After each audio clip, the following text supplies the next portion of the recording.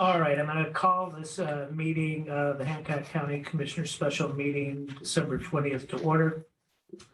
I'm going to move to approve the agenda as presented with the exception of adding an item 7C titled Request to hire Ian Foster Sullivan as full-time corrections officer with full benefits effective December 24th, 2020.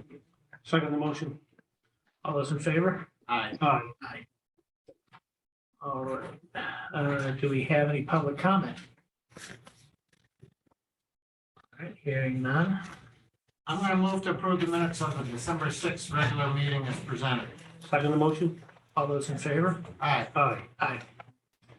All right, now Sheriff. Some recognition for us this morning. Thing would be, and this is going back, would be Alec Bisson. If you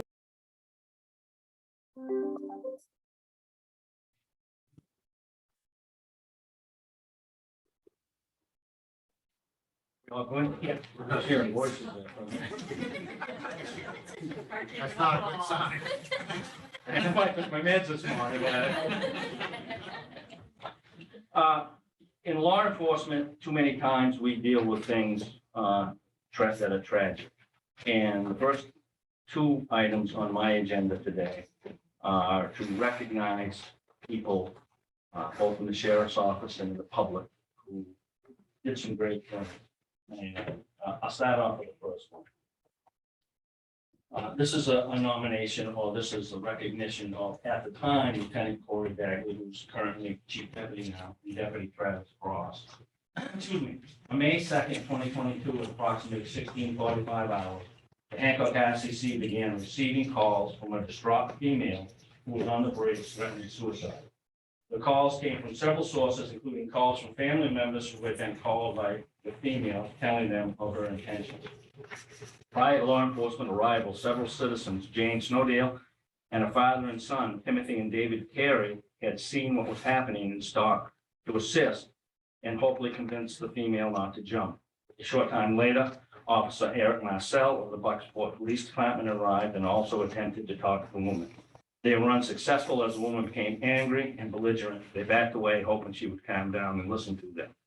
Trooper Carpenter, Miles Carpenter, arrived and attempted to calm the female down, and she continued to be angry and belligerent. He backed off, trying to calm her down. The woman then asked Jane to help her, and she agreed to. Jane turned around for only a moment, and the female had lowered herself down and was hanging below the bridge. Timothy and David saw this, ran up and grabbed the woman by the arms and wrists. Trooper Carpenter then climbed over the railing and attempted to attach a rope to the woman. Timothy Terry yelled his grip was slipping to Deputy Frost and Lieutenant Bagley. They grabbed the woman by the wrist and were able to hold on to her dangling there while Carpenter attached a rope and a strap on the female. She was then pulled back and onto the deck of the bridge where she was secured. She was then transported to the hospital for medical treatment and an evaluation. I'd like to recognize 5 people. I'd like to recognize Chief Deputy Corey Bagley, Deputy Travis Frost, and citizens Jane Snowdale and Timothy and David Terry, please.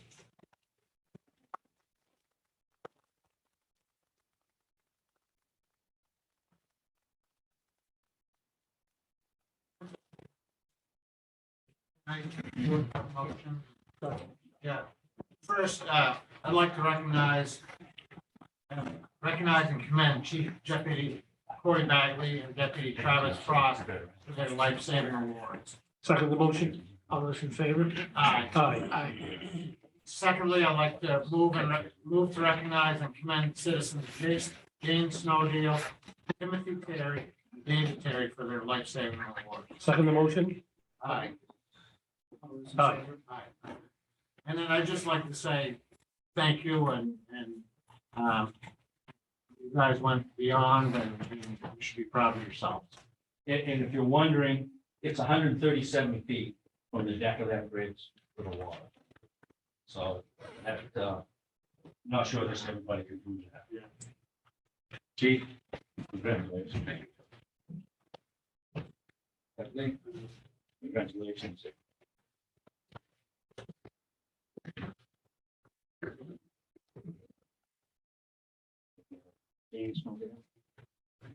Thank you. Timothy? Thank you, sir.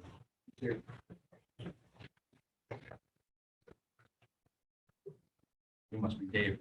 Yeah. We get pictures of the entire group, please. Oh. Yeah.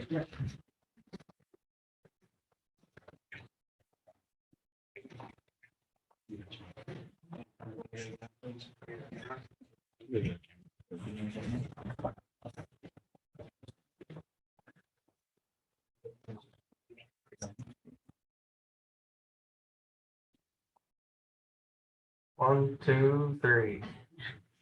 Thank you all.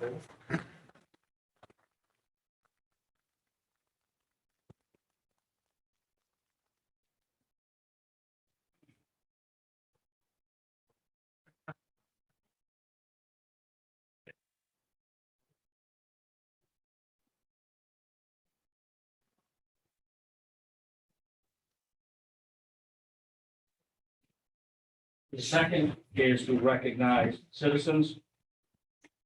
On June 19, 2020, at approximately 22:17 hours, Hancock RCC received several 911 calls reporting a head-on collision on Route 1 in Township 7, and both vehicles were on fire with people trapped inside. As emergency crews responded to the scene, two private citizens who were traveling along Route 1 came across the accident scene and stopped to help. The first to come across the accident scene was Richard Layton of Millbridge, who at first thought it was a single vehicle accident, but as he got closer to the accident, realized that there were two vehicles involved and they hit head on, and at the same time, one vehicle was on fire. Richard exited his vehicle and came over to the two vehicles and saw that there was a male subject in the first vehicle. He came to, started to pull him out when the male subject told him that to get his daughter out of the truck first. Both trucks were now on fire. Richard then went to the other side of the vehicle and removed the little girl from the car seat in the back seat of the truck. The second person to come across the accident scene was Malcolm Perry of Gouldsboro. Malcolm ran up to the first vehicle and saw that Richard was getting the little girl out of the back of the truck and attempted to get her father out of the front seat and was not able to get him out from the driver's side of the vehicle because of the damage and the fact that the father's legs were wedged under the dashboard. Malcolm ran to the passenger side of the vehicle and was successfully able to pull the driver from the vehicle as the flames overtook the entire vehicle. Malcolm moved the driver to the side of the road where the daughter was located. Malcolm saw that Richard had gone back to the other truck and was attempting to get the operator out of that vehicle, but the flames were too intense as they engulfed both vehicles at this time. Malcolm yelled to Richard to back away for fear the vehicles may explode. Both men then assisted in getting the father and daughter, further away from the two vehicles that were on fire and stayed with them until emergency crews arrived to treat both of them. I'd like to recognize Richard Layton and Malcolm Perry, please.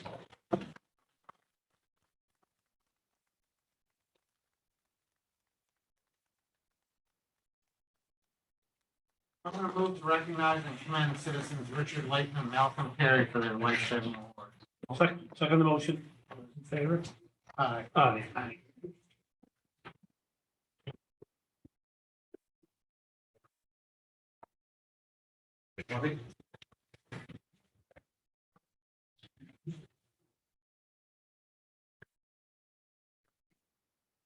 Three, two, one.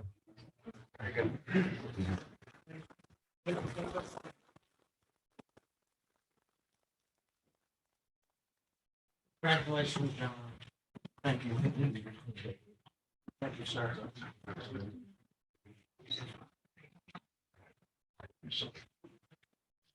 Recognize the two folks that were in the vehicle, that were both in the vehicle.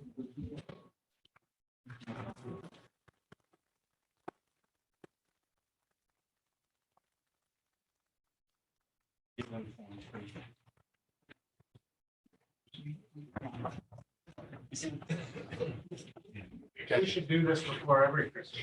You know, Thank you, folks. these kind of things are just, it's hard to put into words, these types of actions. The next thing I have, I guess it's a request. I have my firearms instructor, Detective Frank Jennings, do a presentation for pistol replacement and new sights and holsters. So, Jennings.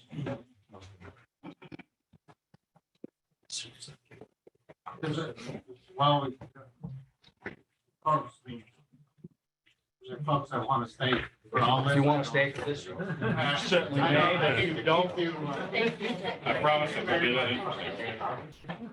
thank you.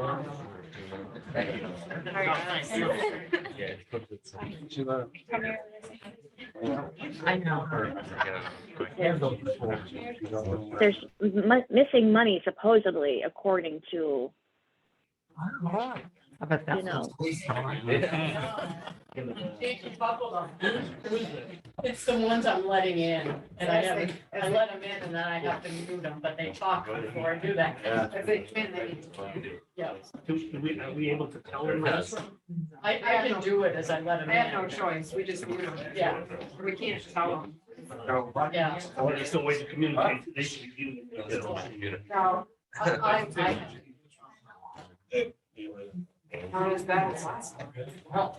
That's cool. Yeah, I got the room. Wow. Put in a room.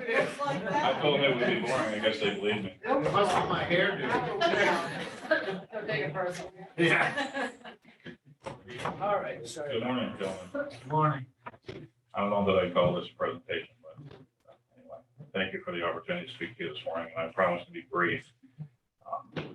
I'm here to talk about a firearms project that's part of my duties as the lead firearms instructor for the sheriff's office. I'm constantly keeping up on latest technology, things that are life-saving, things that reduce our liability. So this project is important to the sheriff and I. It's something we've been talking about, kind of working on for quite a while. And then an opportunity kind of fell into our lap. Our firearms manufacturer, Glock, put together a program to enable us to upgrade our weapons to having optics mounted on them, which will increase our ability to defend ourselves, make difficult shots, and reduce our liability. So I've put together a package that hopefully you all have. Hopefully you've had a chance to look it over. I'm here primarily today in case you have any questions. I've talked to a lot of distributors when it comes to pricing on this stuff, and this is an opportunity to upgrade our weapons, give our guys the best that we can afford to give them at the lowest possible price right now. This is a project program that's ending December 31st. So if we're going to buy these, we have to do it before the end of next week, I guess. So if you guys have had a chance to look through this stuff, do you have any questions for me?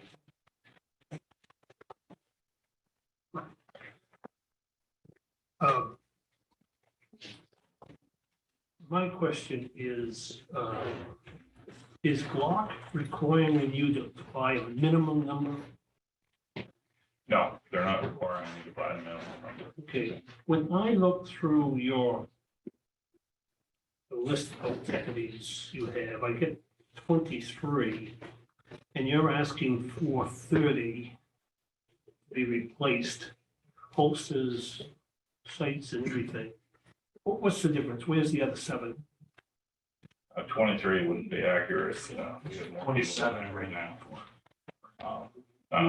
So, Well, if I give you this list, can you tell me who's not on there? sure. I mean, I have 14 patrol deputies, sheriff, chief deputy, 2 detectives, civil deputy. Contract deputies. Did you count those in that 14? What contracts? Deputies that were hired to fill contract. Well,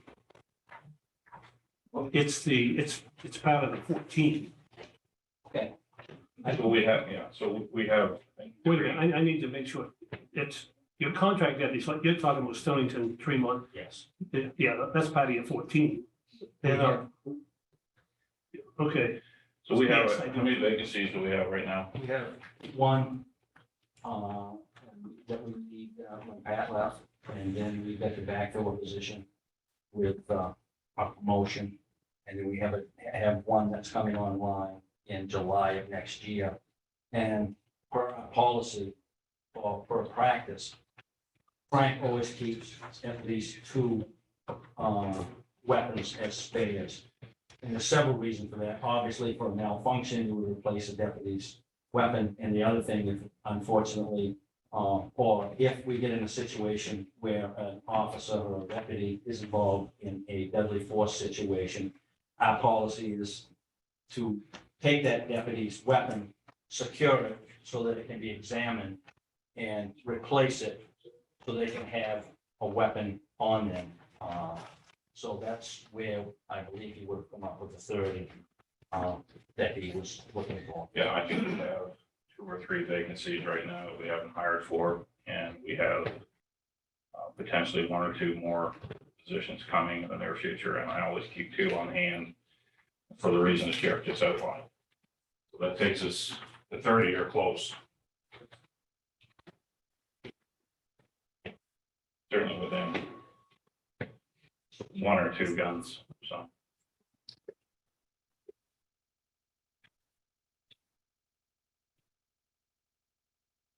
Let me just ask, if we didn't have the opportunity right now to upgrade these, get the new optics and everything for it, what would be your normal replacement, like schedule for the weapons?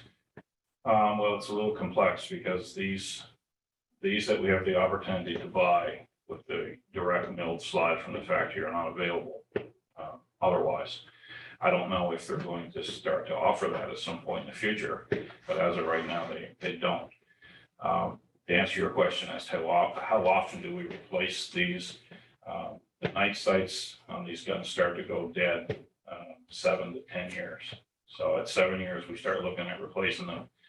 And Glock generally recommends that we replace the guns when the sights go dead. And they'll usually work with us and give us a fairly decent deal, take the old ones back, give us new ones. But to answer your question, in 7 years, we start looking at swapping them out. And they will give us credit for the ones that we currently carry, correct? Correct. I mean, right now, we paid $429 per gun. They're gonna give us $400 credit for each one of these that we have right now.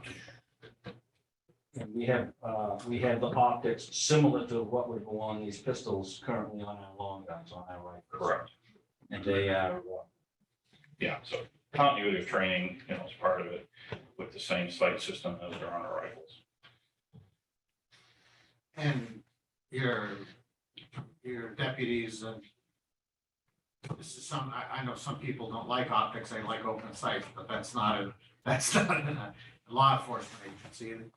They will be accepted in your force or you're supported. Yep, and they will continue to have open sights on the guns. Oh. These optics don't replace those. The optics, the iron sights remain as a backup in the event that something were to happen to the optic. If it were to get damaged, broken, the iron sights remain as a backup. Oh. Everyone is, enthusiastic about this. I don't think there's gonna be any issues with people. And can you talk about, you've outlined safety, what this does for safety and liability, as you mentioned. Yep, so physiologically, the human eye can't focus on several objects at once. So when you're using iron sights, you're lining up a front sight and a rear sight and then on a target. And it's difficult for your brain to do that. When you're under stress in the dark, someone's trying to kill you, it becomes incredibly difficult to do that. So this optic is as simple as, you put the red dot where you want the bullet to go and you press the trigger. And, that's very easily done by your brain and the human eye. So it increases an officer's ability to make a difficult shot under stress at long distance or at short range. And if we have more control over where these rounds are going, reduces our liability when it comes to rounds going out there. We're responsible for every one of them. So we want to make sure we control where they're going. Those will give us better control. Anything that increases survivability of our people and reduces our liability at the same time. I think it's a worthwhile investment. And I think you touched on it a little bit. It improves accuracy, so chances for mistakes are less than I would assume. Yeah, What you yeah. described. Yeah, absolutely. On the pistol, just like the rifle, when you bring that rifle up, that red dot is right there. And you focus on the target. And it would be the same thing with a pistol. It's a little different with a pistol because the pistol is a lot shorter with a long gun. You've got a little more sight plan. Distance You shoot, between sight. but this, same thing. You have that red dots there. This is technology that's evolved, and I've watched it evolve over the years, and I've watched big agencies adopt this, and I've paid attention to how it's worked out for them. And if it hadn't gone well, I wouldn't be here. I've hesitated on this for a while because some of the reasons I outlined in what I gave to you in writing when it comes to weaknesses with the plate system and stuff. It's all been worked out. So I'm here because this is an amazing opportunity to get this equipment at a reduced cost compared to what it would cost us to do it piecemeal, over time. So. Okay, let's talk about where, where this comes from. I'm assuming that this is not a budgeted item. You'll speak to that, I guess. I will. I will. It's two sources. Obviously, we talk about ARPA. We don't want to go that way. I have an account, it's a G account, excuse me, it's 3014-01, and it's SO radios.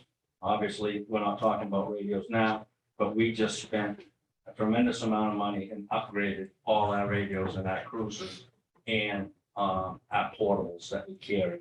So this money would sit there for a fair amount of time before we would use that. So I would ask that you give us permission to pay for these weapons out of that G account that's already established, that will easily cover the cost of these. If I understand correctly with Frank, what we just need to do is commit to them now, and that we could get them next spring. So in other words, if we got them and they were gonna come tomorrow, we'd have to go back out and qualify again. Well, the expense of ammunition, overtime, we eliminate that. We would have the weapons come next spring when we do our spring qualifications and swap them out now. So was that correct? Yes, we just need to get the order in by the end of the month. Okay, and, okay, so that's something within the county. ARPA, is this a candidate for ARPA? And could you touch on that? Is run it by Kitty, we shared the memo that you presented just to you a couple minutes ago. And again, she indicated that if it's something the county would normally pay out of its budget, then you could consider that fall under the lost revenue category, which roughly is, haven't done a recent calculation, but we're at like a 1.4, I think, right now, give or take, million that you kind of set aside certain amounts for. It doesn't mean we spent all that already, but you obligated close to $1.5 million of that anyway. So there's balance, there's funds available there. Technically, yeah. So those are the two suggestions that I had as far as funding for those. And this is a great opportunity, Frank told you we paid what, $429 was it for the pistols? Right. And we've had these, I think, 5 years maybe, and they're gonna give us $400 in trade. I'd like to think I could, buy a vehicle and get that. And that's a net number, this 21, Yes, that's net of the 400 trade. right. I assume that. What kind of balance is in the radio account? Do you know? 40,000. Again, I'm leaning towards ARPA only because, I like the idea of setting up reserves for when we, that way we're not shocked when, something comes in like radios. My guess is that there's also an account for firearms, if I'm not mistaken, right? A reserve account? Yeah, Uh, with a small balance in it. 6,500, How much? 6,500. Yeah, so. Is that next year's budget? That's next year. yeah. That's probably next year's budget. Current one is 0. Yeah. Yeah. So, over time, we we need to be planning so that, That's you right. know, we're, you know, in 7 to 10 years come, we're not, because ARPA's not gonna be there. Yep. So I would be an advocate of this coming out of ARPA. I'm prepared to make that motion, but I want to put some discussion here. I certainly believe that if we're going to approve this, that it come from ARPA. I think anytime that we can use those funds and save on our budget and our reserve, we should be doing that. I'd rather have it come out of the radio fund, but it's down from voting to pay the funds. Just You know, again, where it comes from, if you approve it, is above my pay grade, so. I hope that in January, gentlemen, the second meeting in January, we can sit down and talk about what we think we could do with our ARPA funds before it's time to give it back. So, John, you've been reluctant to spend ARPA funds for a couple other issues. I'm really curious as to what do you want to do with it? So, with all due respect, I'm going to disagree with you that this, I think they should come from ARPA or whatnot. My problem is I still question the number. I can't make that work. In June of last year, in preparation of the budget and whatnot, we were told that the sheriff had 24 positions in his, from the sheriff down through on his patrol division. And he added another position in July to make that 25.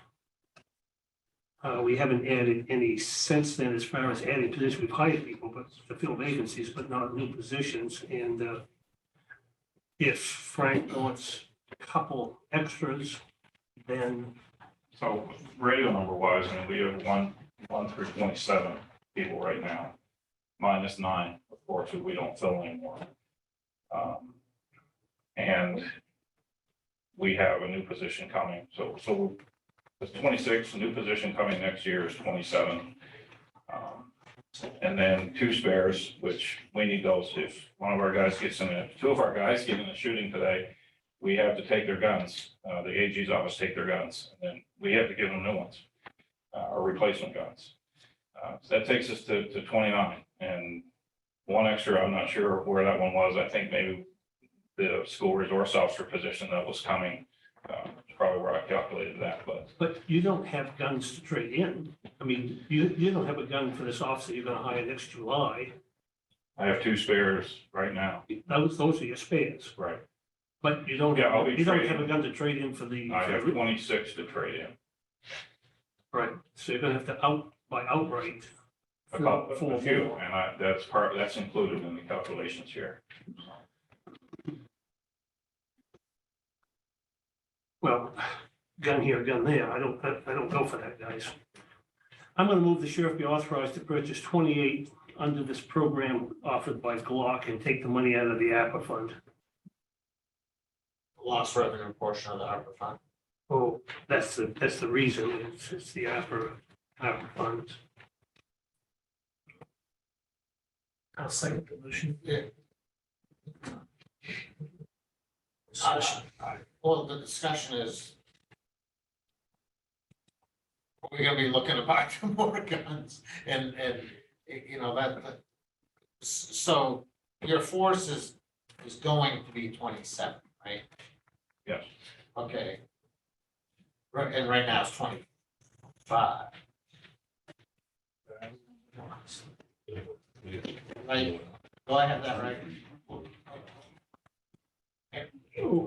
Well, you got 26 when you add these, this is when you're talking about guys with guns, because you got the civil process deputy with a gun, right? Okay, So so, you got 26 with the civil deputy, okay, and we're talking, and Frank wants 2 extras.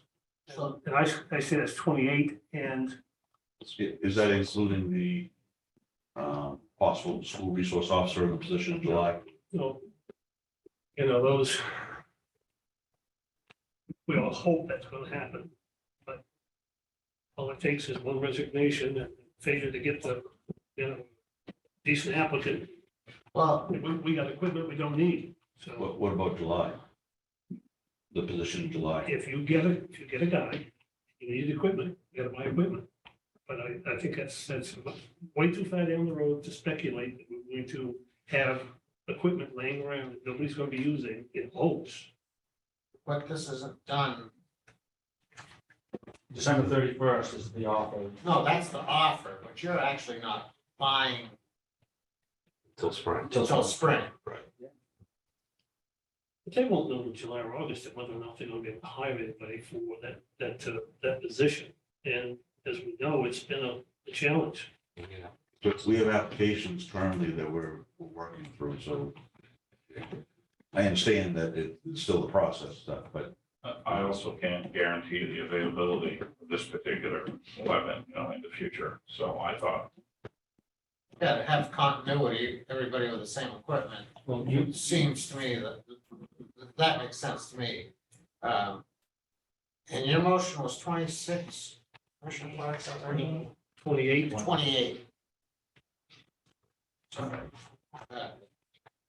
and you're saying that this gun is something that we can buy today, but we might not be able to buy in July next year? Not under this deal. is not what under I'm this saying. deal. Well, I I understand don't that, but the know. gun itself is available. I mean, it's a standard, hopefully it's a stock item. We're not buying some. Yeah, I mean, Glock's not gonna leave law enforcement high and dry on this. If we buy these guns from them, I'm sure we'll be able to replace them or get them serviced if need be. Glock's used, they've got 78% of the law enforcement market, so they're not gonna make this, hey, here you go, and never gonna do any more like it, but. And we have the same funding source available to us in next July as we do now, and we don't have to spend it till we know we need it. 28 will get us home, right? 28 will get us going. Yeah, I just feel like we're. I support the 28, I support the 30 because I see that we need 29 doing the math. Yeah, that's where I was as well. Is that alarm? Oh, that's. Well, Yeah, I hear it. Maybe you're. Maybe I'm hearing voices. Sounds like a fire, no, I heard it, sounds like a fire alarm.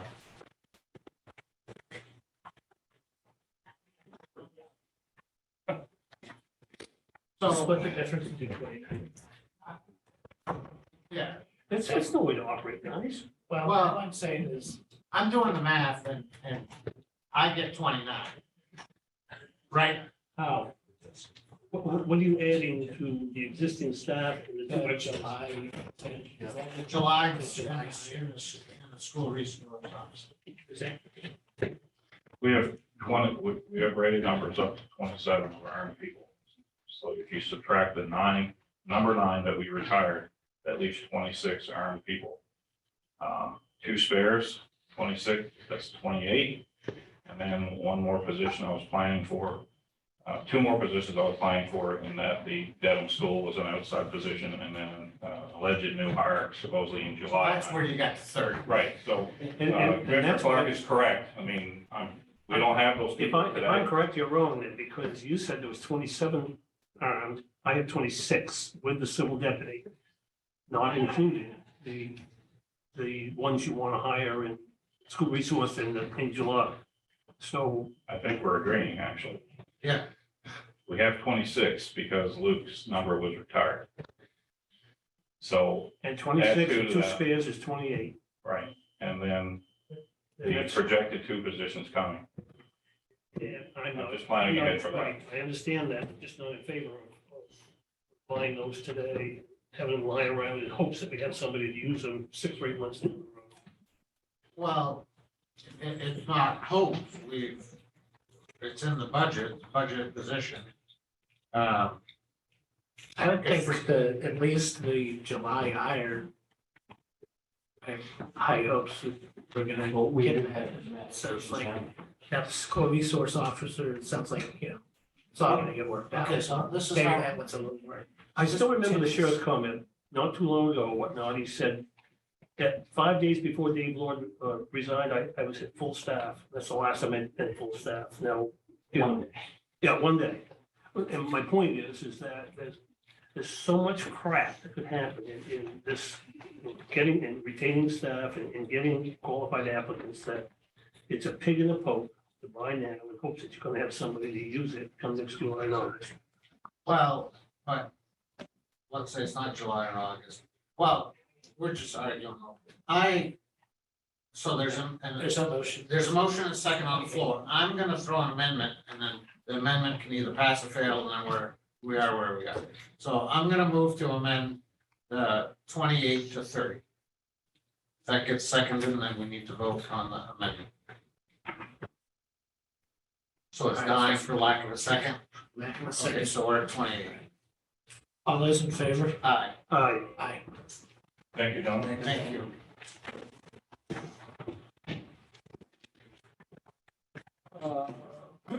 E, discuss request by agencies for purchase of used cruisers when available. I've had, Franklin, Sullivan Fire Department has contacted me, and they have an interest in possibly purchasing, one of the cruisers that we take out of service, for a first responder vehicle, so that they can have somebody that can go really immediately.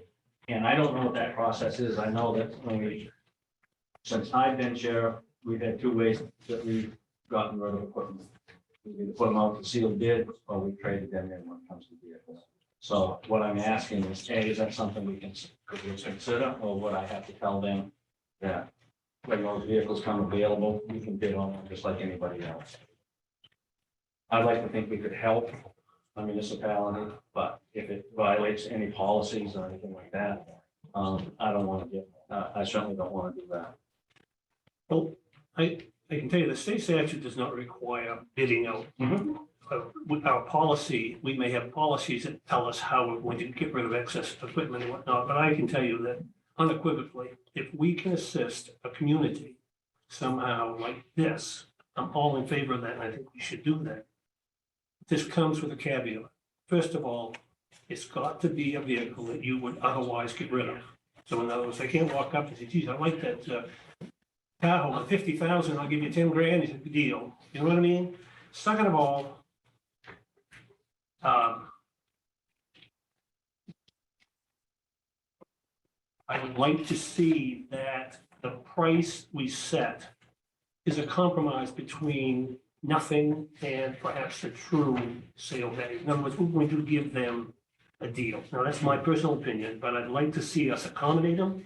And I'd like to see, because we're talking about a nonprofit public service agency, you know, when you're talking about Sullivan Fire Department who struggles with their budget, like all of fire departments and whatnot, if we can assist them not only in getting them excess equipment but we can assist them at a good price, that's just what I'd like to do. So, well, that's my opinion. What I would do is I'll tell them, yes, when we have these vehicles, you come look at them, you pick one, I'll take it out to a dealer and have them give us the value of what that trade-in would be.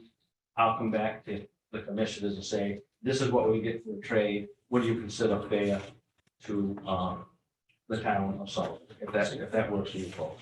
My feeling, I agree, it's just how do you arrive at the price, right? So I think a trade-in is a very fair thing because they could never buy it for that trade. And we would, you know, if it was an arm's length private sale, then you'd have tax implications, but we don't have tax implications here. So to me, that would hold the county whole and it would give that department the opportunity to buy a vehicle. You know, so there's no, you know, never another community saying, oh, you did this for Sullivan or whoever.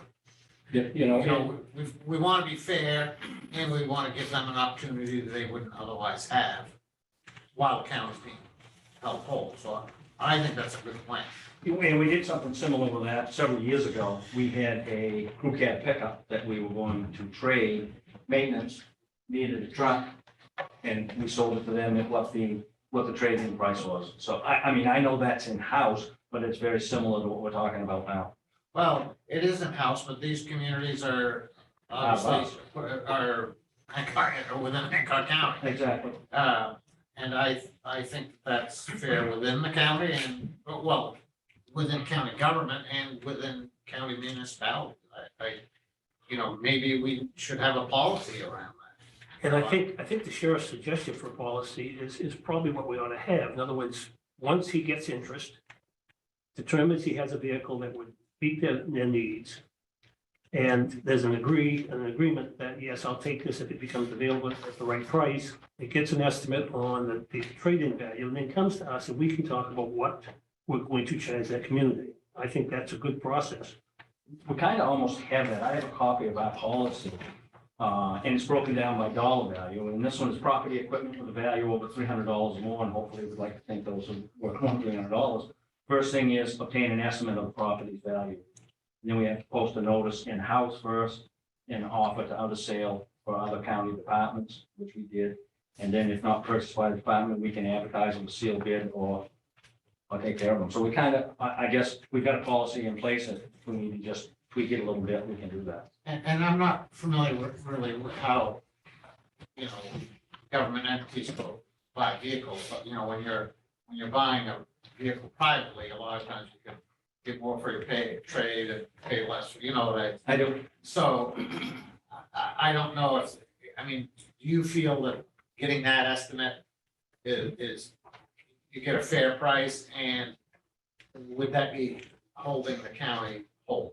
Yeah, and usually, Commissioner, I do that anyways. I'll take the vehicle, if we're gonna get rid of one, we're gonna take it out of service, I take it out, get the price, and see, do I get a better deal by trading it, or do I get a better deal by selling it out on the front lawn? And whichever one of those two is worth the best is the way we dispose of the property like that. And we did a couple by sealed bid Yeah. not long ago. Yep, we have.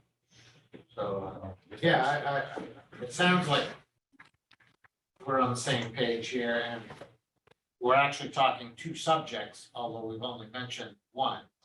I think that, the transfer, when you get to the UT portion of it, and one of those, I think that same formula would work.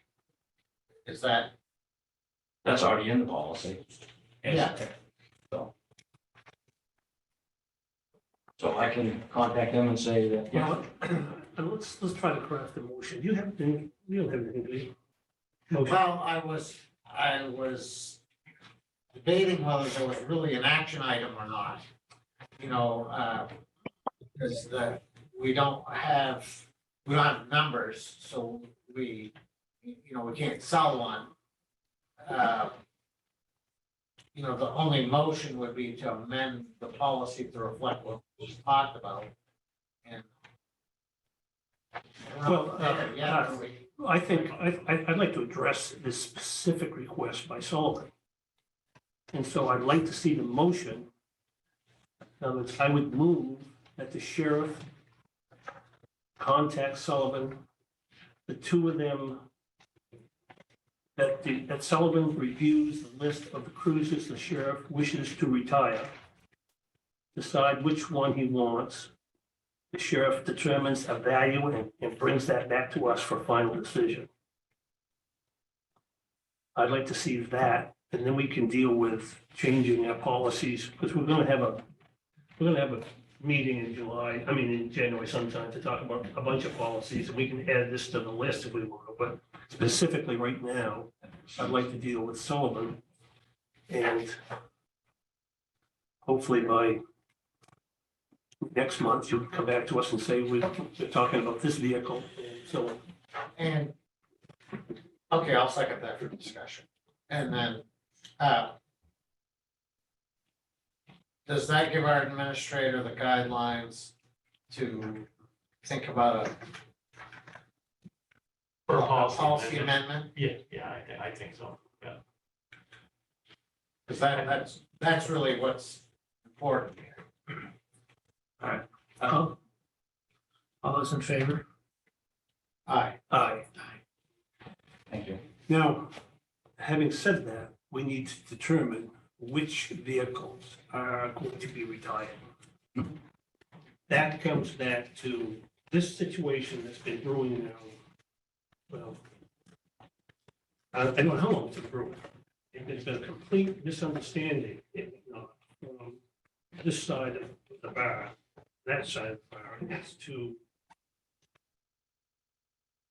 what you're doing with regards to procuring vehicles in the near future. I'll let Cory address that. I want to talk to you first. Okay, by the way. I cannot believe your office, you and your staff and whatnot, could find any reason to believe that you had the authority to order additional cruisers without this board giving specific and direct approval to do that through actions of this board at a public meeting. We have a strict policy that has been adhered to since 40 years, I can tell you, gentlemen. And that is that every purchase, cruises included, require the approval to go to bid, to accept the bid, to know what you're going to pay, and to decide who the vendor is going to be. Now, I understand that you've ordered a number of cruisers from this outfit in Massachusetts. And there has been never any authorization from this board to let you go out to bid. There has been a lot of talk in preparation for the budget that we're going to fund a significant number of vehicles to get you guys back, get your cruisers back into shape again. But there has been a number of times when we have told you that's going to take official action, that official action hasn't happened yet. And you have never been authorized to buy those. Should I? Yeah, go ahead. Okay, I'm just going on what our actions were based on the meeting of September 20th. I don't know if you've seen that or not. I've seen the whole thing, and that was a budget preparation meeting where we were deciding how much money we were going to put in the budget as we proposed it to the BAC. And that was early in the process, and you're selective in what you want to hear in that, because in that meeting, it was said, we still need to take at some point, official action to approve the purchase. This is by general consensus of this commission, that we're going to put this amount of money in the budget, give it to the BAC, let them come back to us, and then we'll have to decide where it goes from there. There was nothing in that meeting that says you're authorized to go out and purchase any number of cruisers.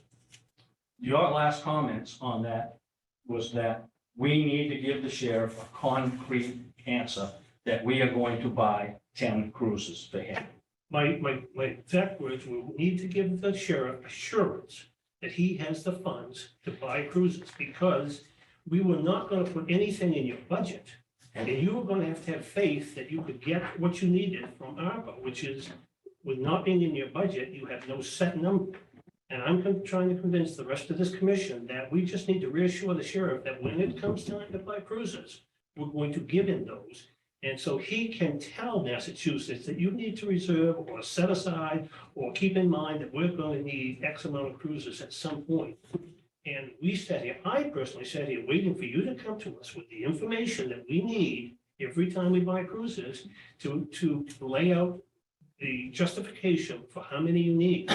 I was waiting for that meeting. And quite honestly, now I understand why that never occurred, because you'd already ordered them. And that never should have occurred. What we have done, what Cory and I have done in the last 24 hours and whatnot, is what should have happened before you ordered those cruisers. How many do you need? Who gets them? Which ones you getting rid of? What's the fleet gonna look like? That whole discussion has to occur, and it didn't. Then I must have misunderstood. the way How that- could you misunderstand? Scott, this has been the process for years. How could you misunderstand the process that's been in place since you've been in the sheriff's department?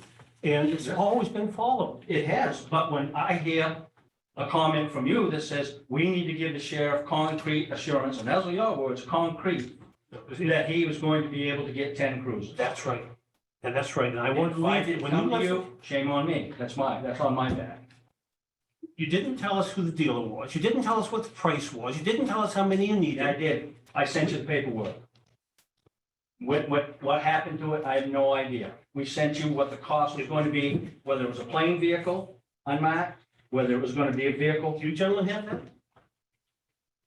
There was a packet that had different pricing for different For different, levels or different, Correct. like fifty. From this dealer? Now, I Yes. forget exactly the context of the meeting and when that got presented. But I do, I mean, there was a set of. Timmy put those together. Yeah. There was a pricing for both unmarked and marked vehicles that came from that deal that you were presented with. Now, I don't remember, like, if we were taking action on that day because we were authorizing the sheriff to Well, it wasn't our meeting. get to, was it Our meeting, it was a BAC. Was it a BAC meeting, that one, that part of it? Oh, no. I'm talking about meeting. That's what I, but I don't remember if that's because we were having the sheriff And get two vehicles or something at that point. It's hard to remember. It's hard to remember. but that was, all that paperwork was submitted to upstairs. Is that what was sent to us back in December of last year when we approved 4 cruisers? No. When was that given? That was either June or September, or somewhere, October. I get copies of it in the email, but. And what happened as a result of it? Was there action taken to approve that and to purchase? This is dated 10/4/22. 10/4/22? That was the updated version. That was the updated version because we took some of the items out of it. When did you order these cruisers? After, Did you give them a written purchase order for a specific number? we told How them, did you order these cruisers?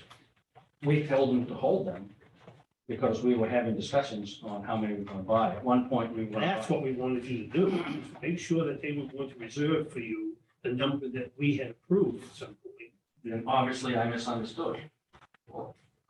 At the September 20th meeting, when you gave us your concrete assurance, we explained at that point in time that cars were hard to come by, that there were no Fords available anywhere to buy, and that the Tahoes were in high demand, and Massachusetts had ordered a certain number of cars, and places in Maine weren't able to get them. And we had to give them the number of cruisers that we needed to be able to reserve those, or we weren't gonna get them. And you And told we- us that. And we Yeah, but told you that we today. told you that we were having to, at some point, take official action to approve that. And it had to, it had Just to, like you did with the two that we just got, once we were told they were in and we had the price and everything like that, we brought that to you. yeah, you came to us in December and said, we need 4 cruisers. We approved that. You went out and got 2 of those 4 and whatnot, and couldn't get the other 2 and didn't know if he's ever gonna get them. And then miraculously, they showed up in October, thankfully. You came to us, and that's when we approved purchasing those 2. And so I don't understand what that's got to do with the 8 or the 6 or 8 or 10 that you've ordered from Massachusetts. It's 8, and at the September 20th meeting, you were told that we had to let them know if we were gonna get those, if we wanted those cars or not. And the words you used were hold or reserve, one of the things we told you to do, because you were told specifically we were still going to have to take official action to purchase those. Michael, you've done some research back on some of the videos and whatnot. On that September 20th and whatnot. Were we clear enough in your mind that this was not the official approval for purchasing, or what? So, I mean, the decisions that were made, the concrete assurance was stated, and it was understood. I mean, I come at it that I understand kind of that there's an additional process here, but I could understand why the sheriff would interpret the way he interpreted it. But I also know that there's a whole other process that's normally followed. So to be honest with you, I'm not sure where the jump went from here to there. But I'm gonna interject here is that I see both sides of this. And quite honestly, I'm not interested in going backwards. I'm just, to me, we were gonna buy 10 cars. Got 2, there's 8 more. Let's move forward. And if there's a policy change or a you know, discussion here that needs to take place to make sure that there isn't that misunderstanding in the future, that's what I'm interested in. You know, I understood that we were gonna buy 10 cars. Did we take, and we got 2, did we take official action? I don't recall it, but I do recall that budget meeting, and I do recall thinking that we need to take some future action. You know, forward to actually buy them, but, you know, I'm new enough that I never really understood whether that actually needs to be taken when you write the check or when you order them. So, I don't like this. Well, Paul, the other problem is, Paul, is that we've been talking 10, that's been the magic number all along. Yeah. They got 2 in January, they got 2 in October, and then they ordered 8 more. Well, that's 12. So they were talking about more than 10. I don't know where the 10 started or when, but for 2022, if between the 4 they got and the 8 they've ordered, that's 12 cars. Those ones that we purchased, I'd have to go back and look when it was. If you say January, I'll agree it was January. Those were supposed to be done last year's cars. Yeah, because there was 2 that we weren't able to buy. Wait a minute, you came to us in December asking us to go out to bid for 4 cruisers. We agreed to that, and it turns out Leo had 2 on the lot left over from 21s. And what, yes, sir, go back and listen to the video. I will, but I don't ever remember Leo having any on the lot. Well, you came back to us on the 4th of January and said, I've got 2 cars available. They're setting at the lot now, and we agreed to let you purchase those. I'd have to go back and look for it. Well, That piece I don't remember. You can go ahead if you want to. But on 12/7, we gave you authority to go out to bid on 4 cruisers. 12/7/1. 12/7/21, December 7th, 2021, we gave you approval to go out for bid on 4 cruisers. On January 4th, less than a month later, you came back to us and said, Leo's got 2 on the lot, and we gave you authority to buy those 2 cars. I don't, the only time I remember Leo having anything on the lot was Ford's. Listen, I heard you, Commissioner. I'm just telling you what I remember. well, it's wrong. Well, I'm always wrong. I'm just saying that's wrong because I wouldn't be this forceful if I hadn't gone back, reviewed everything, written it down, and that's what happened. Michael, did you find that? Did you go back far enough? to see I mean, I didn't go all the way back to December of last year. I certainly can, you know, because I didn't realize there was a dispute over those. We never asked for the 10 cruises or identified those cruises until spring, early summer, when Chief Deputy Kane at the time came to you and talked to you about them and identified those 10. That had nothing to do with those 2 in January. Yeah. That was a meeting that he came to you and identified those 10 that we needed. In fact, you suggested 11 at the time when we had the discussion. And then those 10 were what we were working on. I think if I remember correctly, the conversation came up, how many cars do you need when we were working budget? And I believe I said, right now I have 10 that should be replaced. And that's where the magic number 10 came from. So how many do we have ordered right now? There's 8 that they are putting together with the 2 that we've already purchased. It's 10.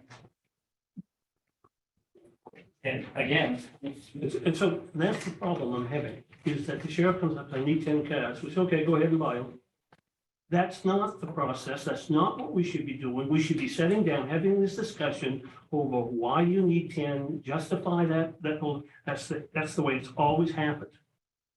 Now, we should be having that conversation this morning, even though it's after the fact, and before we give approval to go ahead and continue ordering 8 cars, we should have justification on why they need 8 more.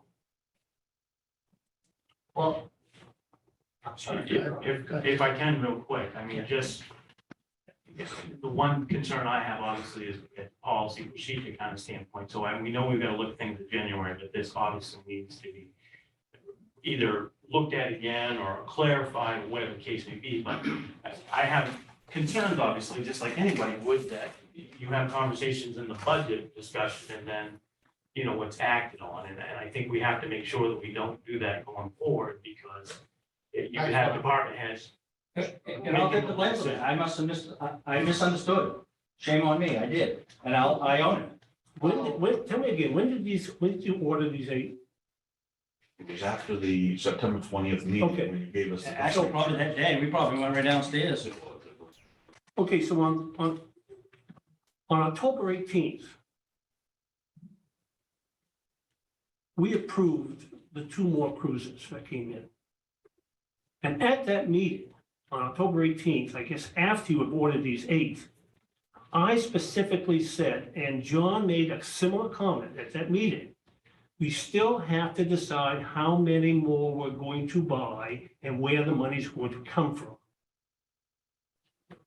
No response. Despite the fact you people had already gone out and ordered 8, you never said, oh, time out, wait a minute, we've already ordered, we thought we had approval. Nobody said anything. Nobody said, you know, you let us make that statement and then moved on. You remember talking about that, John? I remember that we've been discussing how they're gonna get paid for it. Because of my similar questions about And how again- farmers get used. It was back at the meeting. Yeah. You proposed by consensus that you agreed that we would purchase these vehicles. The only question they had was Commissioner Wambacher said he wasn't really fond of spending all the money out of ARPA, that he thought we could take some of the money out of community benefits or whatever. And that's above my pay grade. How you pay for them, that's up to you. But I've already owned up. And I've taken my licking, that if I screwed up, I screwed up. So if you want another pound of flesh, take it. But if not, I just will move on. Are we gonna buy these cars or not? So my only thing is, you have all kinds of experience. You've been doing this for ages, right? We've done it the same way where you come before us, we see the price of the vehicles and say, because we already said, we're gonna get you the vehicles, right? So like, nobody up here's disputing that we're gonna get you the vehicles. So that's the only part that's, I think, frustrating.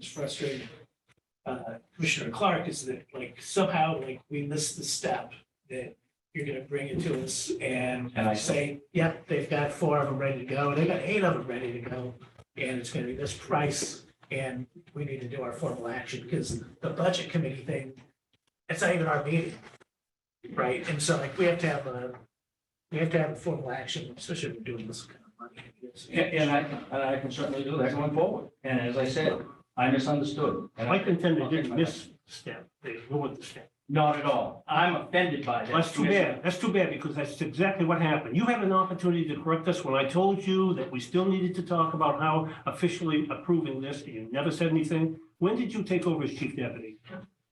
It was in October sometime. Okay, a week after that, I sat in your office and you said we needed 10 cars, and I got up and I said, Corey, you know we have to talk about this. You're gonna be lucky to get 10 cars. You remember that conversation I with her? remember the September meeting where you gave us concrete assurance that we were getting 10 cars. I don't have the authority to tell you to order. It's You said it the on the board. commissioners, But I also. It's the board that decides that, not me. And I also remember the meeting when you came to me in my office, and you and I, when we first discussed getting a canine vehicle. And you asked me if I had something that would be fair enough to do that. And I said, I do, and I'll have to find out what it costs. And your words were, I'll buy you a new Tahoe if you'll give us one of those vehicles. So, Where does that fit in? so That's not approval for you to go out and order them. No, but you I'm giving you, listen, that's the support I've been giving you and your office all year long. Thank you. I stood here one day and and talked these other two into cutting you a check when you couldn't even tell us what the price of the vehicle was in October. I've been supporting you all along, and I feel I'm being slapped in the face when you guys say the hell with the process, I'm going on and order my cars without I you. never would have done that. So, I told you how I interpreted what you said, and I own it. And I can't do any more than own it. And again, if you want to take me out behind the woodshed, let's do it. so, Mr. Chair, if you could, we're absolutely accomplishing nothing here. Thank you. This is just tempers are flaring, there's nothing good gonna come out of this. It doesn't matter who's right, doesn't matter who's wrong. We had decided to move ahead with 10 vehicles I want to move ahead with 10 vehicles. Why? I think. Why are you moving ahead with And 10? if you could let me finish, please. So I, to me, we gave that assurance. Should we have given that assurance? Well, that's another question. And did we follow the proper procedure? That's another question. But we need to clarify, we need to learn from this. Yelling at each other and in a meeting like this is, A, it's improper, B, it's embarrassing, and it's not how we should be doing business. I clearly remember, to me, it's 10 vehicles, it's not 12. We had that discussion during the budget, if I remember correctly, that we weren't counting those 2 vehicles. Let's put this behind us. Let's, do what we need to do to correct this mistake, move forward and learn from it. I just, it's embarrassing. So right now, I don't feel like we can take official action on it yet because because we still need to see the dollar amounts, right? Yeah, We need to back the process up. Pretend that there was never an order made. Go through the process of the cost of the vehicle. And in this case, we're gonna have to take a separate vote that there's a sole source because nobody else has got it. That we're going to authorize the purchase of X amount of vehicles based upon the documentation you provide to us, justifying how many we're gonna buy. You're not even asking for justification. well, I am, because I feel that justification was given to us during the budget process. And the dollar amounts were there. We just did not take action on it. That's the part that we haven't done. Paul, And it really doesn't matter whose fault it is. We could look in the mirror and say, we didn't follow up. Sheriff could say, we could tell the sheriff, geez, he didn't come back to us. It really doesn't matter because we are where we are. And I saw that justification. We had that, we talked about cruisers at length. If it was during the budget process, then we were talking about the future, 2023, the budgeting process. And it was a discussion about an assurance. It wasn't an approval. We need to see numbers on what's been ordered so that. Paul, would you approve 10 vehicles if you knew that one of them was going to get bought, set in the dooryard for the next 6-7 months, waiting in hopes that they can hire somebody to put in it? That's not a rhetorical No, but question. that's not what was said when we were talking about. Well, that's what's happening. That's what's happening in the 8-day order. And that's why we need to sit down and look at what they've ordered, why they've ordered it, who they need it for, and then agree that we should be ordering these. And you're not going through that process of determining that their ask is justified and that we can agree with. Well, I guess I'm misunderstanding too, because I thought, that case had been done. What's lacking to me is the action that Monica speaks of. And that action shouldn't be taken until we go through this process of documentation in front of us and that we can understand where these cars are going, who's getting them, and that we can agree that they should be ordered. Yeah. Now, Again, who gets them, and I'm not sure that that's right. I'm not saying who, but what. Where they're going is what I'm saying. I don't care whether you give the new one to the highest ranking guy and make the other one take the old one. I don't care about that. But what I care about is that you're buying, hypothetically, you're buying 8 cars when you only need six patrol deputies that need them or something to that effect.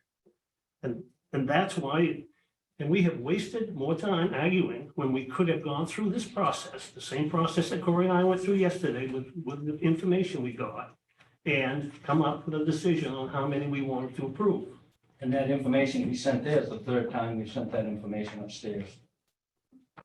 If you're talking about what you sent us, that's nothing but a wish list. That was not the documentation we needed. Understand, it wasn't until Corey said this that we got a better understanding of what was gonna happen. And I don't know if he shared this with you, but I sent back to Corey this report that I generated to help me understand, first of all, how many officers do you have that require vehicles? And what vehicles do they have and who needs new ones? It's not the same document that we It is. had.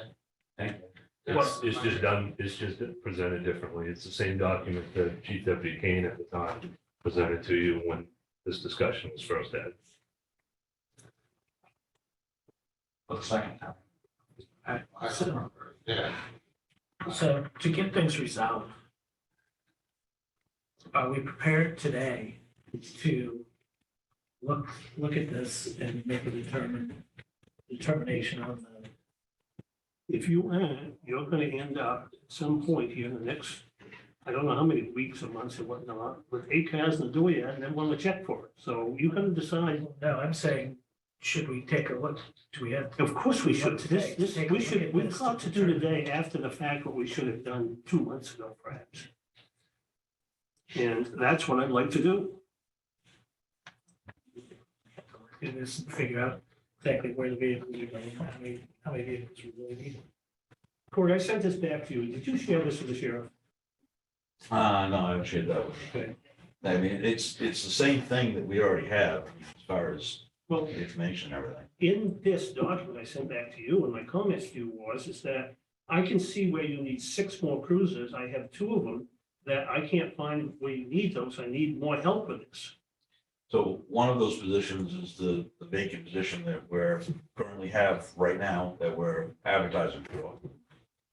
And I understand that you're saying that we may not find anybody, but what if we do tomorrow? We don't have a car for them moving forward.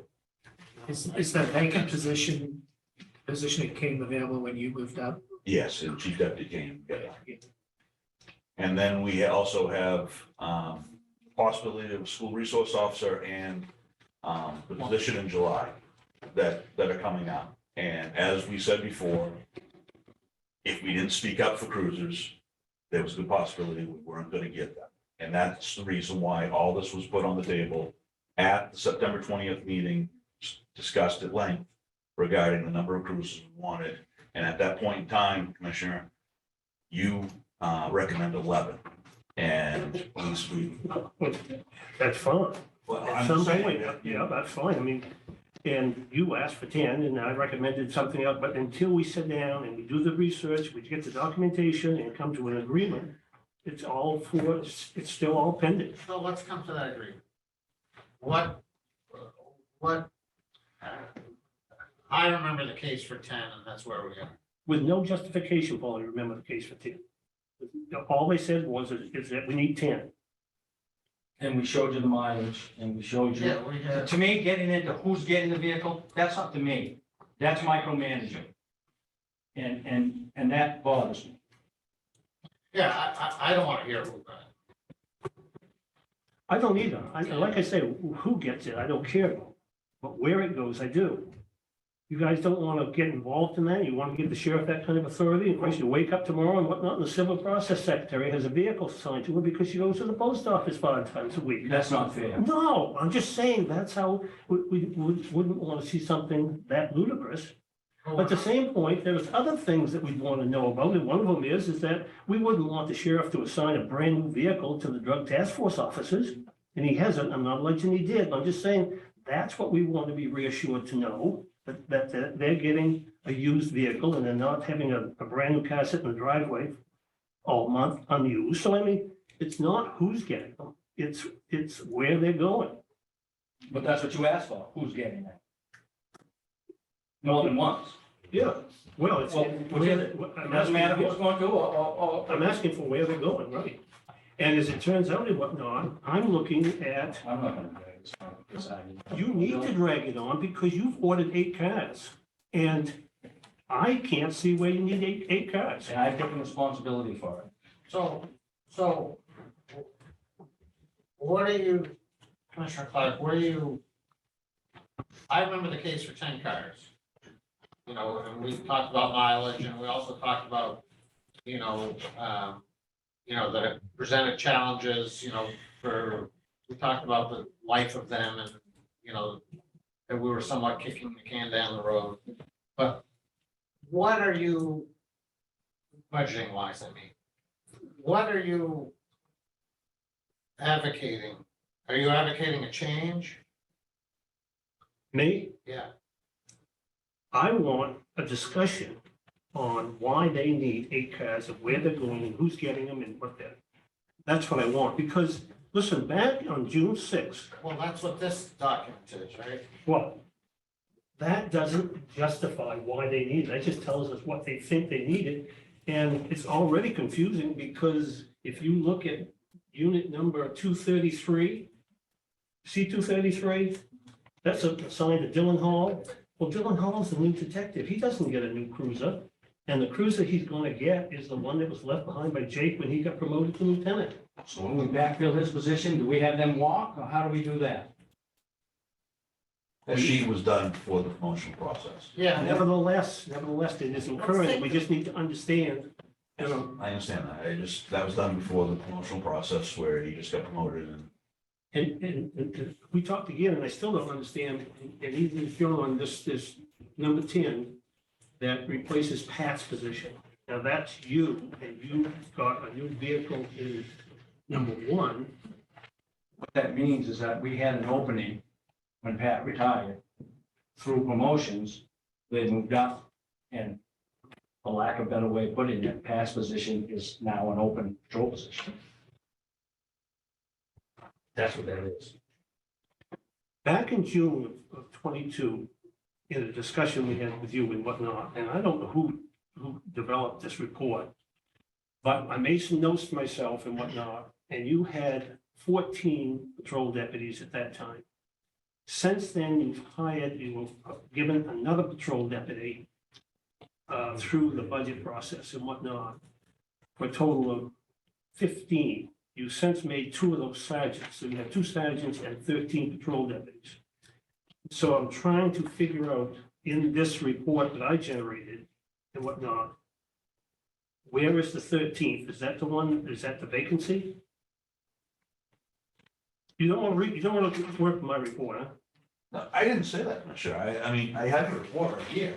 Okay, so tell me where, you see there are 12 patrol deputies listed, right? And I don't care who they are, I'm just talking about there's 12 approved positions with 2 sergeants. Well, first of all, you have Dan Harlan as a deputy, he's a sergeant, so there's 3 sergeants. So I Okay, so, consider them all to be deputies, so it's, Yeah. What's the rank have to do with it? It's just Nothing to fire vehicles, because union contract, everybody gets the same equipment. it doesn't make any difference, because you can either say that there's 15 deputies, or there's 3 sergeants and 12 deputies, I don't care how you say it. And we just had the discussion with Detective Jennings as to how many people we needed firearms. So those numbers probably should be the same, shouldn't they? we currently have an open position that we need to replace Pat Okay, for. so that would be unit 233.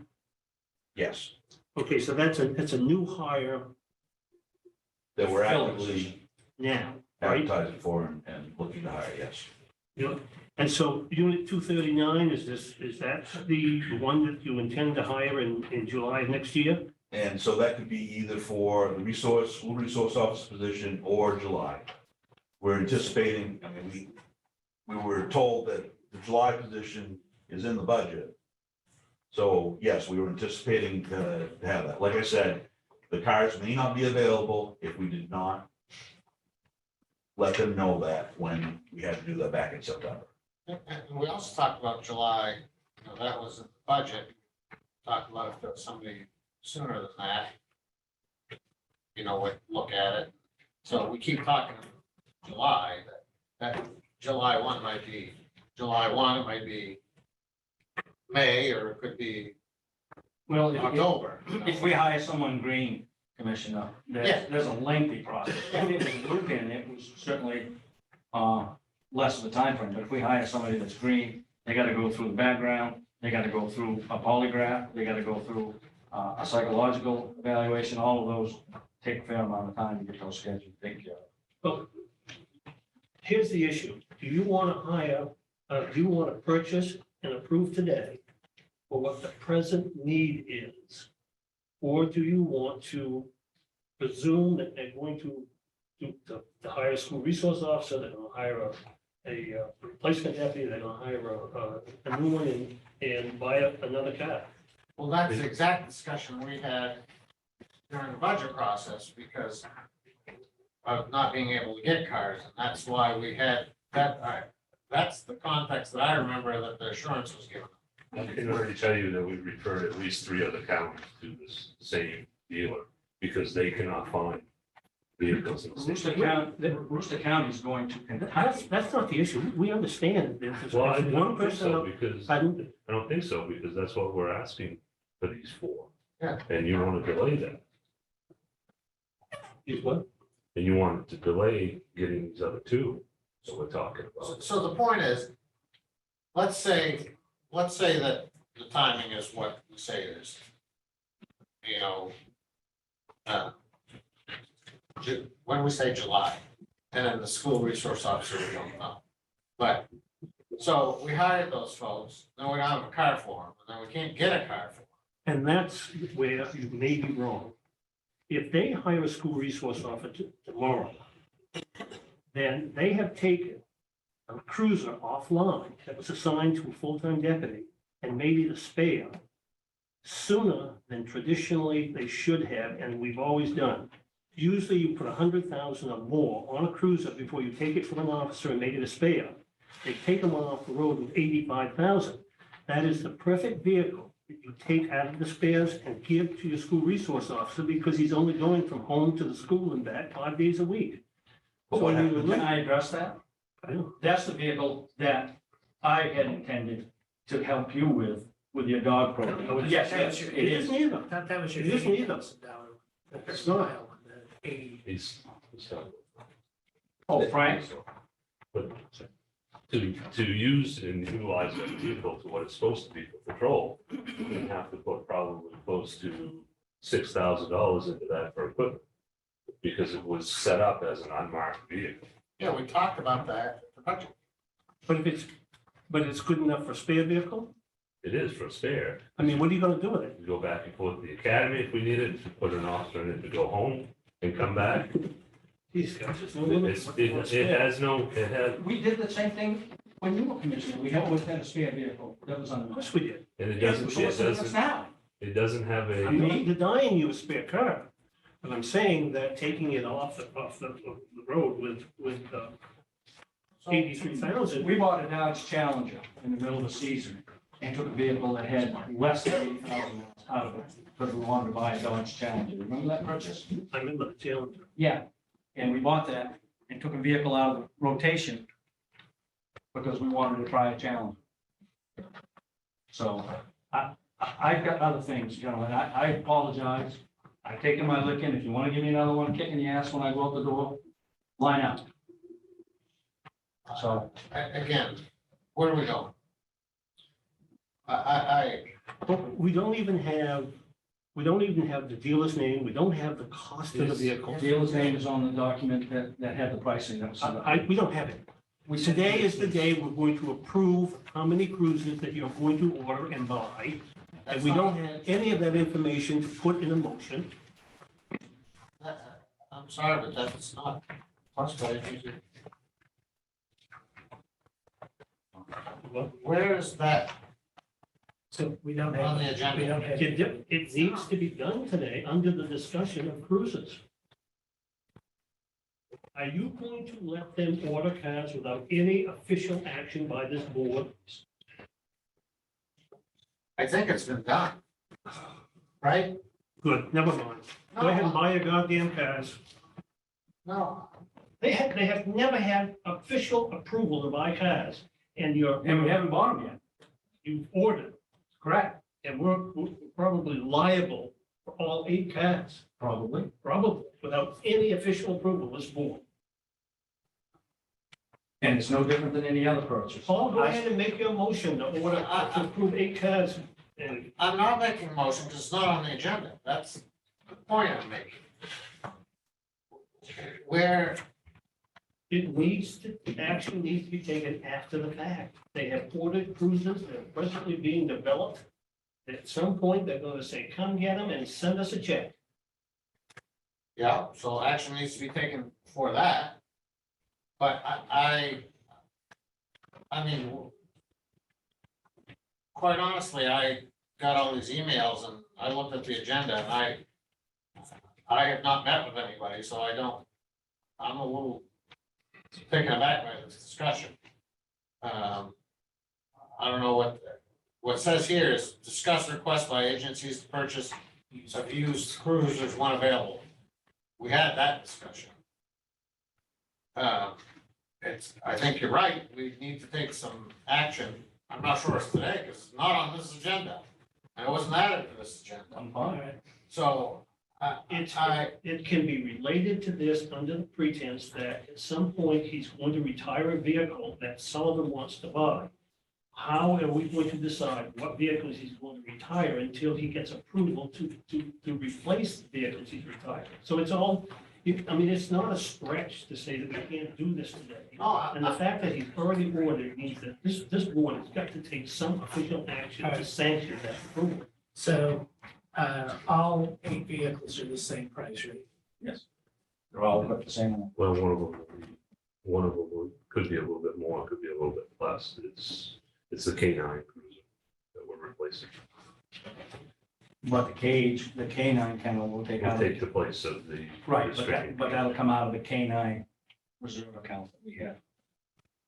So. So it'll probably be a little bit less than. So I think we should take action and approve it. So the one thing I'm in agreement with Commissioner Clark is probably if we got to the point where we're gonna do the approval through the normal process, we probably would only be approving 6 of them and telling you to pull off until we get closer to the summer. But, and again, I know you might not agree. That's already been stated. That's probably what would happen. So I'm gonna move that we approve the purchase of 8 vehicles. Did you have a copy of that? No, I don't have a copy. Sit, but govern municipal units. For a total of $59,769.75 per vehicle. To be paid out of ARPA. which is what we discussed. I'm gonna section that. But I'm gonna second, I'm gonna predicate it by, again, I think we need to learn from this, all of us. I think there's egg everywhere here.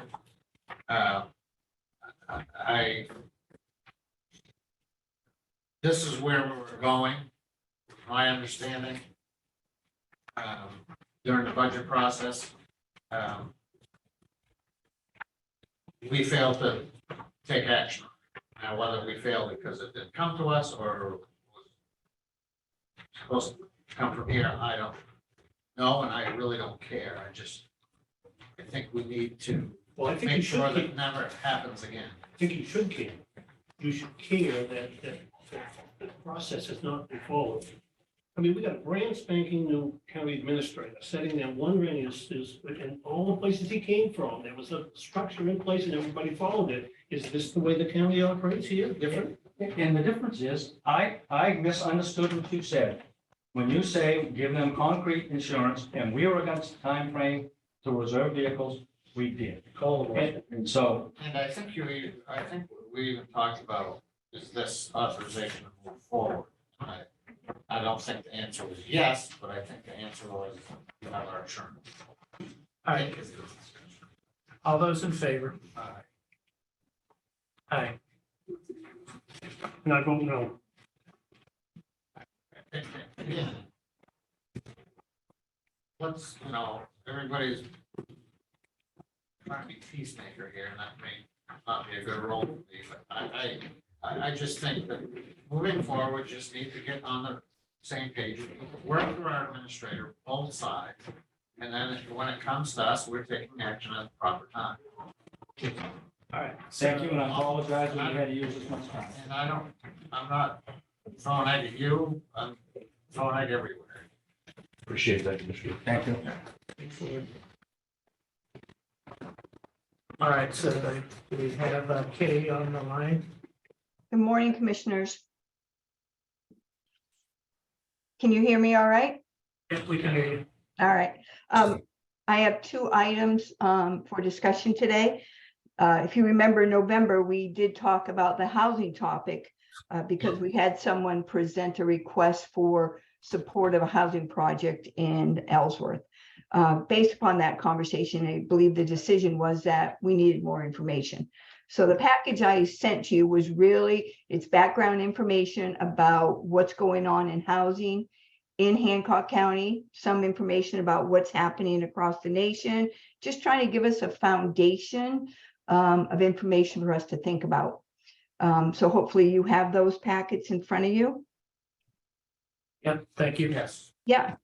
So really, there's no action here. It was really, this is something for you three to, read, consider, think about, and maybe help move forward on whether or not you want to engage in some sort of housing activity or not with this ARPA funding. All right, thank you. Well, And I think that's something too that we're planning on discussing when we get in January. yeah, well, and to me, I read this and, I'm trying to figure out if with the funds that realistically could be applied to this, can we really make a difference? I'm having a hard time coming to that conclusion, but on either way, so. Yeah. And I totally understand that, right? How do you make a long lasting impact? And I think I included an article in, I think, Booth Bay where they contributed 50,000, right? So I think it's about leveraging dollars. It's never going to be something that that the commissioners have to take on their own, but can you leverage other activity or dollars that are out there in this area? Well, not can we, how do we? Yes. Is an important thing for me. Yeah. And quite honestly, I haven't given this much thought, but for the nonprofit, we did do an application process, and maybe it is something along those lines where we start an application. How you score it, that gets probably pretty complicated, but. I hadn't thought about that, but yeah.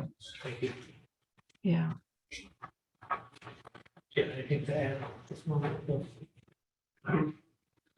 All right, so let's move on to our premium pay requests. Sure. And these are really more appeals than original requests. Both of these municipalities missed the original deadline for different reasons. In Gooseboro, I think the town administrator was actually out with COVID and so missed the deadline, and has come back several times and did approach the previous administrator about a reconsideration. Was told at that time that the deadline had passed, so not now, but perhaps later this could be reconsidered. And so has come back asking if you would reconsider their request. And the second one is from Surrey, and haven't spoken to them lately, but they did give this to me early in December. They just took more time sort of figuring out their own ARPA funds and what their community wanted before they could get to this next step. They did present something to Scott previously, which included everybody from school teachers to bus drivers, and was asked to pare it down. And that final request got to me early this month. So those are the two requests in front of you. And so my memory, we had the folks from Surrey kind of show up at a meeting and presented us with something that essentially my response was, we're not going to do anything differently than we've done for all the other towns. So it's going to have to go through the same parameters. And do you find that now this is matching up with the same requirements that we done under the original? Yeah, I've had a couple of conversations and I've gone back to them to make sure that it falls within the original application requirements that we required.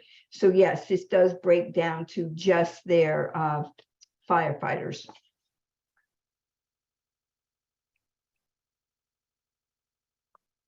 Well, I know it's easy to be the stickler and say, well, the date's the date and that's that. But to me,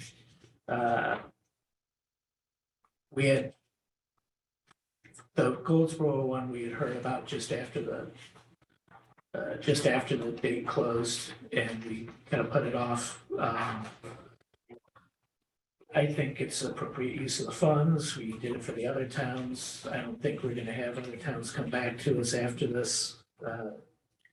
And I think we should approve the requests for the first responders that helped out during COVID, just like we did with the other towns. Well, my fear is that we are treating them, these two communities differently because we're not, I almost feel like we need to open this back up. And I don't really want to do that. Maybe we set a deadline. I'm trying to decide whether it is really our fault.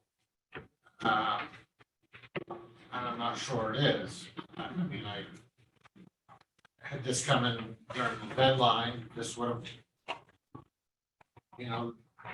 this would have made sense, but I'm not sure it makes sense now. Somebody talked me off that cliff. I mean, Well, the only thing I would say about it is to our, we were pretty proactive in terms of county-wise compared, I think, to the way other counties were reacting. This is one of the things that we first kind of jumped on as something we could start working on quickly. And I'll be honest, I don't think the towns were really necessarily were all prepared and ready for it. That isn't a justification for saying that deadline's a deadline, and that's, I get that, but I also think we were kind of a little more on the ball than the towns were, where they were at with trying to figure out what they were gonna do with funds, whether they wanted to commit to it and everything. So I've kind of stated what my feelings are. Bill, they are, this is a match. Yeah. Yeah. So it's a match, yeah. We're not just totally out. Do you have feelings on it? Unless you want to hear them. Sure, I want to hear 'em. Well, I mean, we just spent $480,000 granting to the sheriff and whatnot for individual that didn't follow the policy. And now we're going to deny these people from two towns and whatnot because they didn't follow the policy. I mean, where's the justification there? I say pay them both. Money's in the funds, that's what it's there for. We didn't spend nearly as much from that as we anticipated we would, so it's not like that we're overspending what we had set aside for this. And I would move that we pay both Gooseboro and Surrey the amounts requested from the ARPA fund. Any other discussion? Well, is there a second? Did you second? I haven't. I'll second the motion. So, yeah, I mean, I feel for these communities. I'm not sure. It seems like one causes the other, which causes the other, which I don't like, and we need to straighten out. It's embarrassing.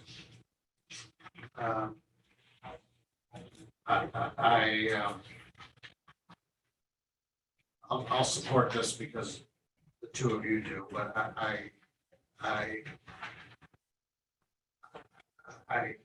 wish that this was done in a timely manner.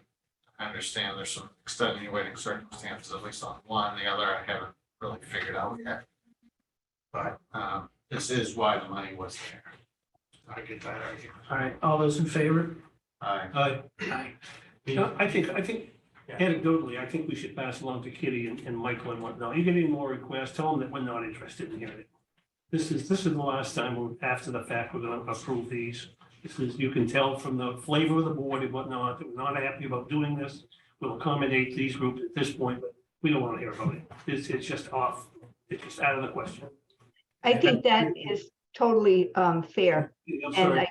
I think that's a totally fair statement to be able to present going forward, but previously that sort of was not the message. So I'm more than happy to help convey that new message. Okay, just, that's my personal opinion. I don't know what's the rest of the board. I agree. John agrees I agree. and Paul. So basically, this is the last time we're going to after the fact. Okay, Thank you for that clarification. That was gonna be my question, so. Yeah, so I, we can tell people for consistency going forward. yeah, I'm not comfortable in this, as you can tell, but, anyways. you vote. Anything else for us? I don't have anything unless you have something you would like for me to focus on. At this point. No, well, I don't know about focus, you're already thinking about it, but ideas on the housing, because I've really, I read that a couple times, I'm like, okay, how do we go about, doing this in a fair, in a fair manner and have impact and leverage fund and all those things. Mhm. Yeah. Sometimes I wonder, how do we best help, the county municipalities, because that's where this budget comes from. And, so far I've come down to, things that are, lost revenue stuff, because that is helping them, because it doesn't need to be raised through taxation. But, I'd love to know if we can really have an impact here and the process around it. And Kitty, this isn't official, but I've been promoting this for a couple months now. And having what I call an organizational meeting, the second meeting in January, to discuss things like revising policies and to establish a UT budget.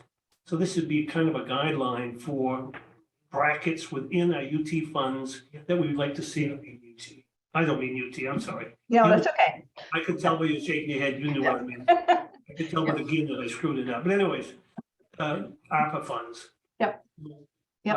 Perhaps sometime between now and that second meeting, you could get together with Michael and sit down and kind of maybe do a draft of what you think, even if it's Different scenarios. yeah, right, different scenarios.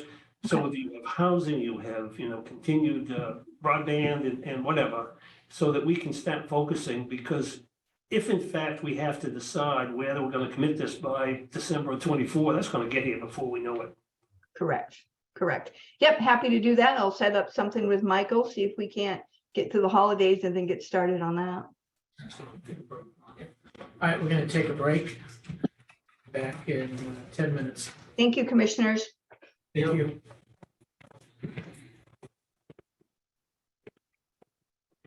I'm